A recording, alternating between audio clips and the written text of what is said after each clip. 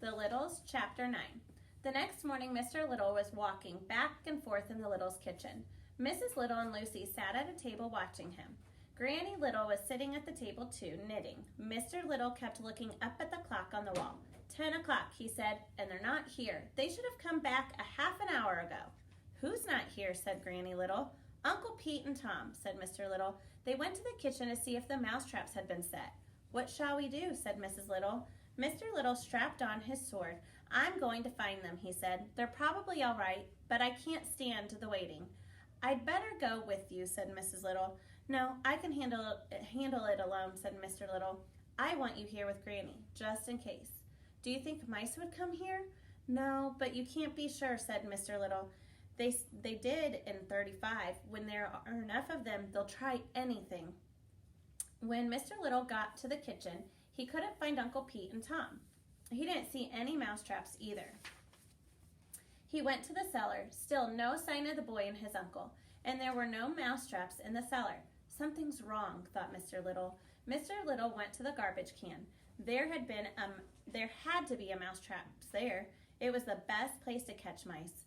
But there were none, and still no sign of the missing Littles. It's very strange, thought Mr. Little. No mice, no mousetraps, and no Tom or Uncle Pete. He decided to return to the kitchen. That's where Uncle Pete wanted to go in the first place. So Mr. Little turned back and headed for the kitchen. Meanwhile, back in the Littles' rooms, Lucy was thinking about her father. Suppose he needs someone to send a message or something. I should have gone with him. She looked into the living room. Granny Little was sitting in her chair by the fireplace. Lucy's mother was watching the door, a kitchen knife in her lap. I should be with my father, thought Lucy. Then suddenly she made up her mind. She ran to her room and got the bow and arrows. Then she slipped out the back door into the passageway. Mr. Little was in the kitchen under the radiator. He waited until he could hear the Newcombs talking in the living room.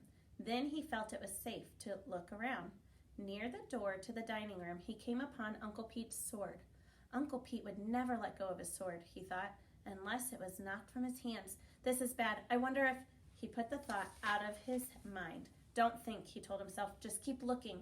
Mr. Little drew his sword. He went to the dining room. He kept close to the wall and walked slowly towards the fireplace. Just as Mr. Little was leaving the kitchen, Lucy got there. She saw her father go into the dining room, sword in hand. Lucy ran to catch up. Her father was only a few feet ahead of her when suddenly a giant cat leaped at him out of the shadows. Lucy was never so scared in her life. She ran toward the cat. She ran without thinking. The gigantic animal had attacked her father. She would save her father somehow. The tiny girl came up behind the cat.